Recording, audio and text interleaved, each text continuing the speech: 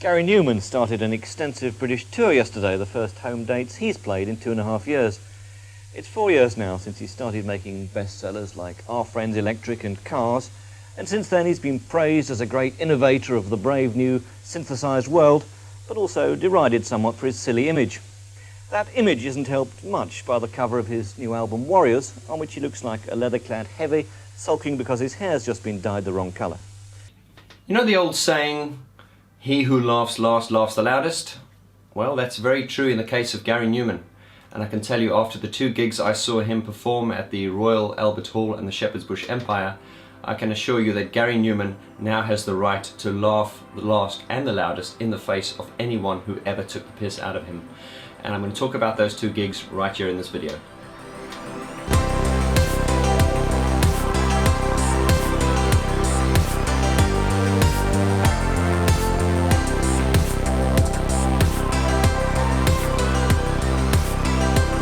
Hello and welcome again to Piano and Keyboard Artist, the channel where we discuss everything relating to piano and keyboarded musical instruments, as well as artist development. And today I want to speak to you about Gary Numan. So this video is not going to be an in-depth video about Gary Numan's career and his life. I will do one a little bit later. I want to speak now about the 2 concerts I went to see recently at the Shepherd's Bush Empire and the Royal Albert Hall. So Sunday the 18th, I went to see Gary Numan at the Shepherd's Bush Empire. That's last Sunday, the 18th. And I dragged my fiancée along with me. She's not actually a fan, and in fact, every time I listen to Gary Numan records at home, she's like, "Turn it down," you know, because she finds it quite dark and depressing. But I thought I'm going to educate her, so I bought a couple of tickets and I dragged her along. As we got to the venue, we decided to go for a drink first, as you do, and we popped into a bar just next to the venue, and I bumped into this guy. Now this guy, I've seen him at every single gig. Every single Gary Numan gig I've been to, I've seen him there. So I had to go up and introduce myself and just say, "Dude, I have seen you at every single gig." And it's quite funny, if you actually watch Gary Numan videos from live performances, recordings of live performances, you will always see this guy standing right in the front at the stage, and he used to have his hair in like a double Mohican. Good to see you there at the concert, mate, and nice to meet you, and I'm sure we will see you at many others. Okay, so the Shepherd's Bush show was incredible. I was very surprised to see that the orchestra was there. I really went there thinking that the orchestra would not be there because the Shepherd's Bush is a small venue. But how they managed to cram the orchestra in, it was amazing. Of course, when I woke up the next morning and I went onto the Gary Numan, the Numanoids fan page, I believe it is, and I saw all the photos, and I saw someone post a photo of the gig, which was going to be in the Royal Albert Hall. And it was a big photo of the inside of the venue with the speakers, and at the bottom the caption said, "Can't wait for the show tonight because I've never seen a sound rig like this." And I looked at that and I thought, oh God, I really feel like I'm missing out. So I went online and I got some tickets because I couldn't miss this, and I got some great tickets at a good price, and I was very close to the stage, very close. So once again I dragged my fiancée along for a second time. Yeah, she really enjoyed it. So I'm not going to talk about each gig individually. I'm going to talk about both of them at the same time and sort of interchange between the 2 nights, obviously just to keep this video a little bit shorter. The support act was a man called Chris Payne, who came on both nights and did the support act along with his wife, and did a few songs. Chris Payne is, I believe, one of the ex-members of the old Tubeway Army, which was Gary Numan's band back in the late 70s. Correct me if I'm wrong. And how did I feel about the support act? Well, he's obviously a very good musician. I loved the part with the violin. I mean, that was incredible. The music's really good. He's a great musician. I just felt that, as a support act, I wanted to see something a bit more lively. Like when I went to Brixton last year, he had Jace Lewis supporting him, and that was just wow. Jace Lewis was probably one of the best supporting acts I've seen at a Gary Numan gig, and as a result, I'm now a big Jace Lewis fan, and I will soon be doing another video about Jace Lewis. But yeah, the support act was fine. To me, it was more listening music rather than concert music. But as I say, a good musician. I've checked him out, and you should too. Check out his stuff online. He's, it's really nice. It reminds me of the old sort of Tangerine Dream, very sort of synthesized and but very filmic and atmospheric. So both shows, the Shepherd's Bush and the Royal Albert Hall, they both started with a silk screen sort of falling to the, from the roof to the ground, and the orchestra started. They played a lovely sort of string version of instrumental string version of Replicas, and it was very sort of like it was a very gentle, sophisticated opening, and then of course each member walked on individually, and of course Gary Numan came on last, and I just loved it when he walks in and he does that kind of menacing stare, and then it goes boom boom boom boom. I just love the opening to Ghost Nation. It's just so brutal. It's boom, boom, boom, boom, and the floor shook.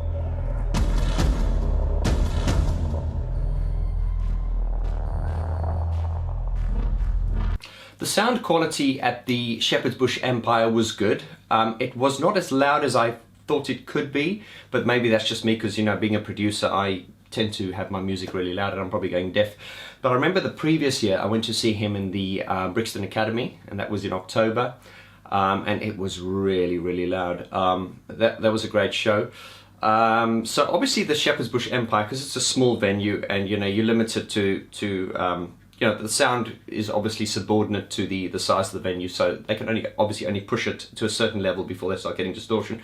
But the sound was very good, and as I say, I was very impressed to see that they actually got the orchestra in there, because I was only expecting to see the 5-piece band. Talking about the 5-piece band, it was the usual lineup. It was Tim Muddyman on bass once again, David Brooks on keyboards, longtime drummer Richard Beasley, and I was so happy to see Steve Harris on guitar again. Oh my god.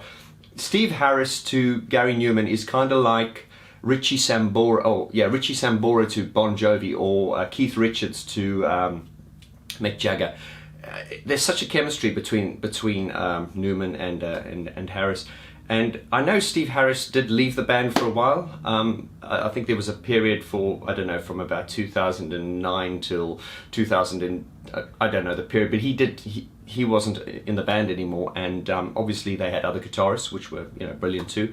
But when I saw Steve Harris, I was just like, oh, he just brings such life and such energy to the show. I mean, he's just such a dude, and Steve Harris, you're the man, honestly. Celebrity spotting. I spotted Mr. Paul Humphreys from OMD at the Royal Albert Hall. I did see him just behind me up in a box, and it was good to see him. Although I didn't speak to him, it was nice to sort of go, oh, that's Paul Humphreys from OMD. Cool.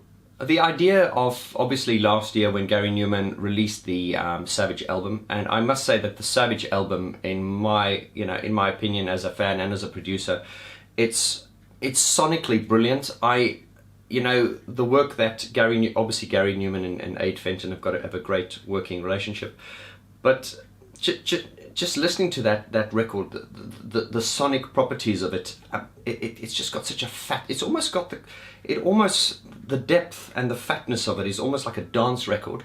So it's got that kind of fatness, but it's also got the power and the edge of a rock record.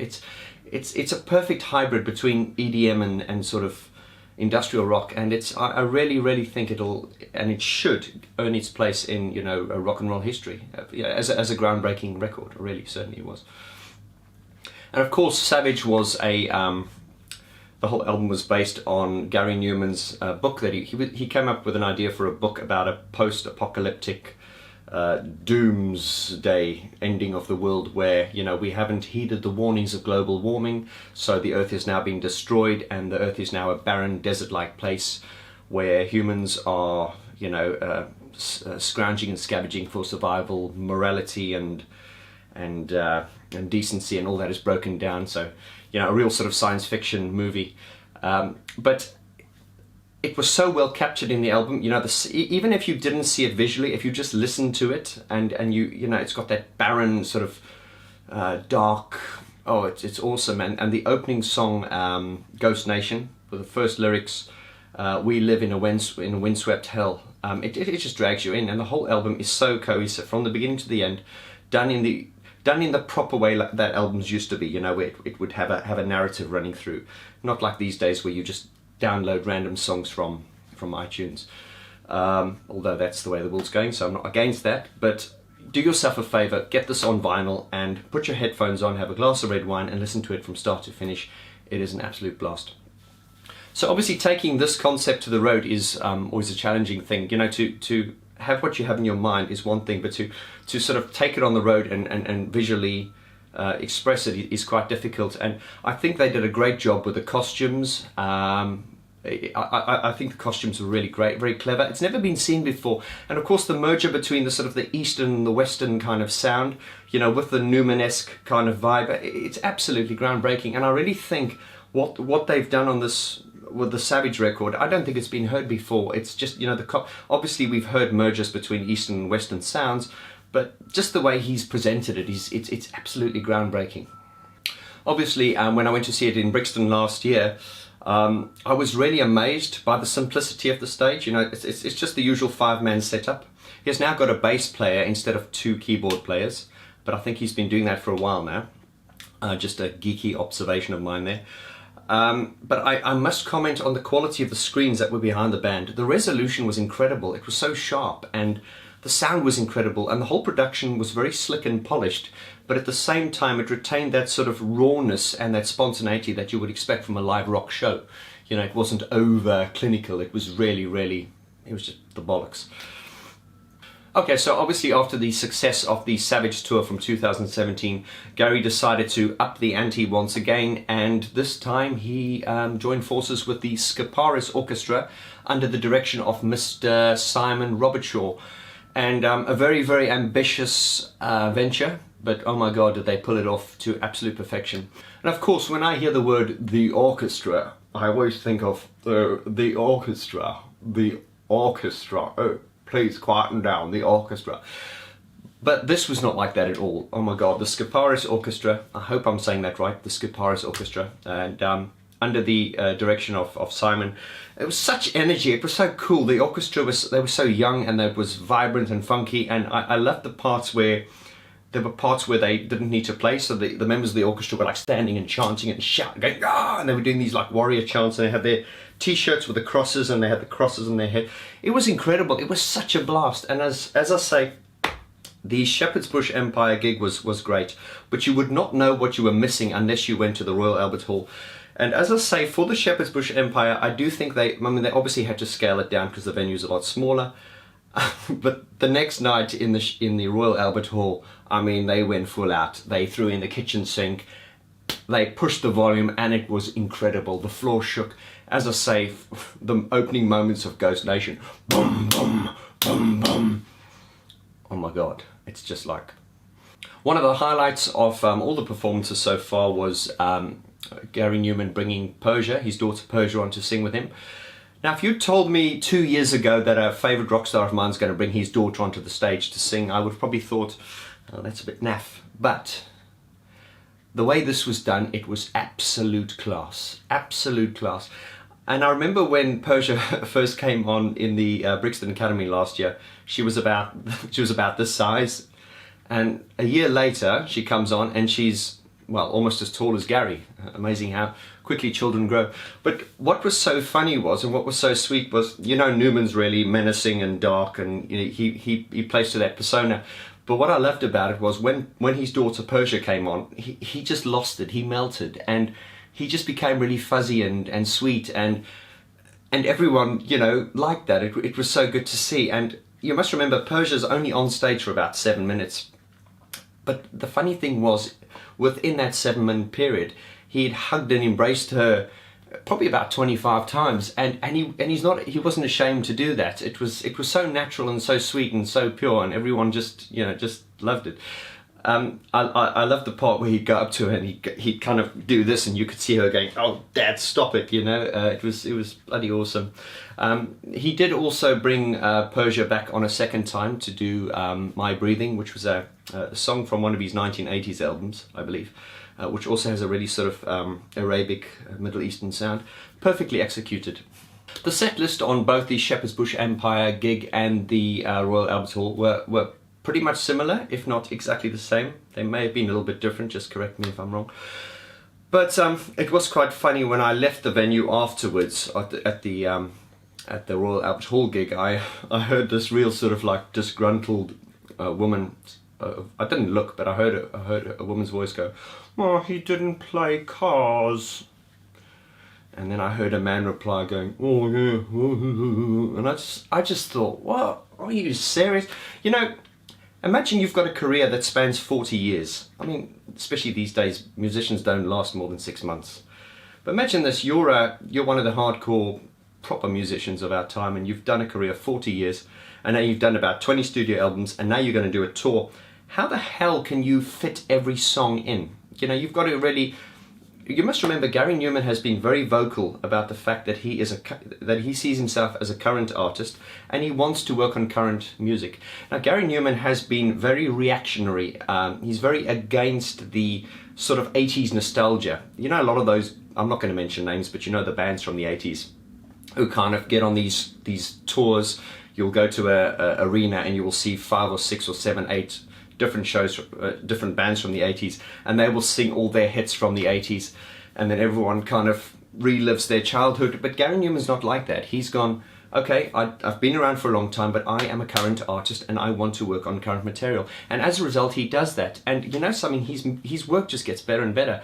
I don't want to make too much of a comparison, because I do want to do a separate video on Depeche Mode later on, because Depeche Mode are one of my all-time favorites as well.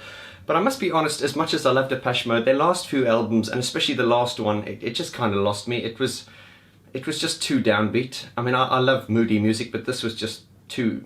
I just didn't enjoy it. Maybe I haven't listened to it enough. But and when I took my fiance once again to see Depeche Mode, was it at Wembley, one of the arenas in London here? I'm trying to educate her on what is good music, and I must say that.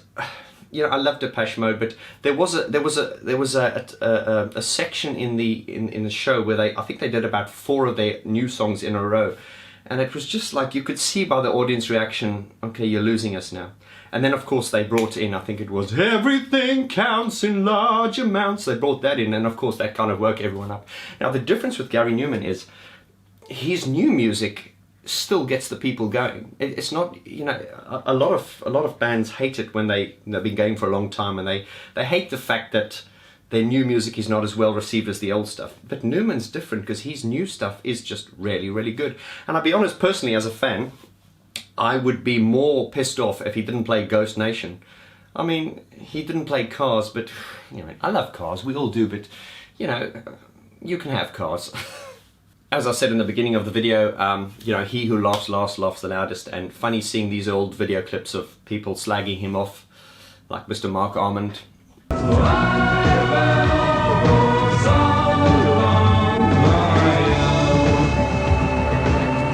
a slightly new, more funky style from Mr. Numan there? Yes, well, the trouble is that you can't tell where the fake tan ends and the hairline begins, and and if his aim was to make an utterly sort of disposable alternative to an ashtray, sort of devoid of any heart, soul, emotion, wit, style, or anything, then he's made a very successful record. But one thing it has got plenty of is humour, but I think it's very one-sided, my side, and because I think that he's totally serious. You've got very serious musicians playing on there. Well, yes, Bill Nelson and Dick Morrissey, people like that. They should know better.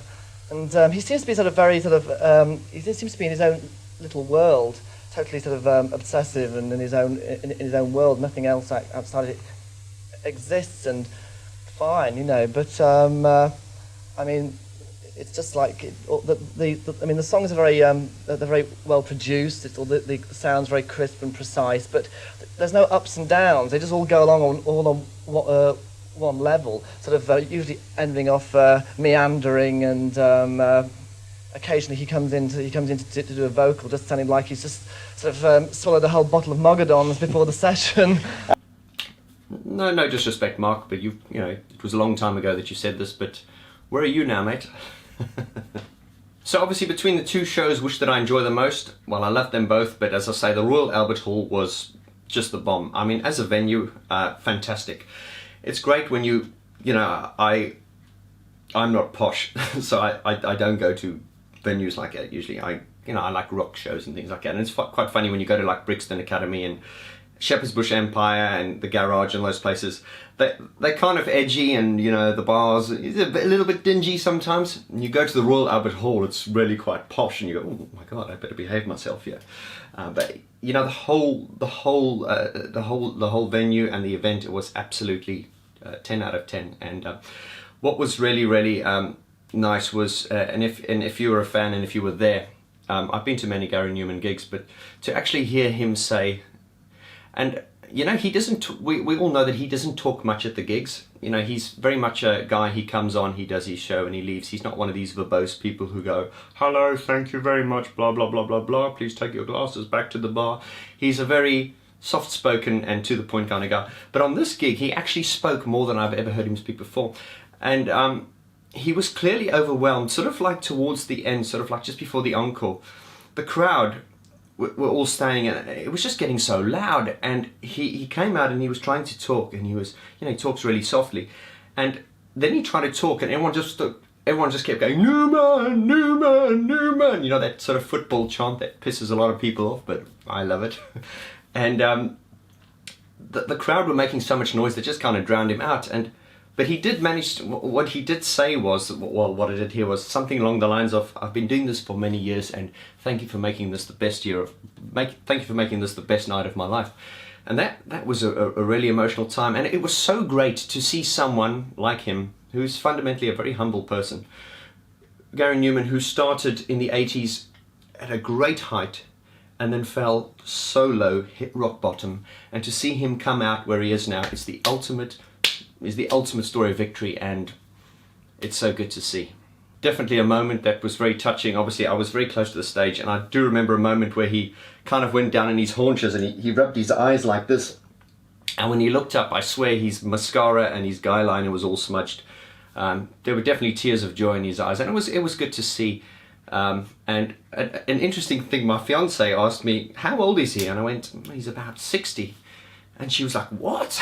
You know, okay, 60 is not old, but, you know, in the music industry, you know, where, you know, it's quite image conscious and everyone's got to be a teeny bopper, you know, this guy held his own. I could not believe his energy. One of the criticisms it was great, and I don't like to focus on criticisms, but there was someone said in one of the fan forums the next day that, oh, he could have made more effort because he looked like he got out of bed with these pajamas on. And, you know, what a stupid thing to say. I mean, you've got to understand that this is, the dress sense was great because it goes well with what, you know, with the theme that they were doing, which is the post-apocalyptic war, post-apocalyptic doomy world. So yeah, to the person who said that, you kind of missed the point. And I think we should all say thank you to Gary's wife Gemma, who is obviously, well, in his own words, without Gemma he'd not be where he was, because she was the one who, you know, when she came into his life, gave him the inspiration, the courage to go back and face it, because by Gary Numan's own admission, if it wasn't for Gemma, he would have self-destructed. So thank you, Gemma. Okay guys, so I want to wrap this up now. If this is your first time to this channel and you enjoyed this, please subscribe and leave a comment and give a thumbs up. If you were at the gig, please leave a comment below and tell me what you thought. And if you weren't at the gig, I want to tell you that you missed out, because it was incredible. So yes, please do subscribe, hit me and leave a message. I'd love to hear from you. And I will see you soon on the next video.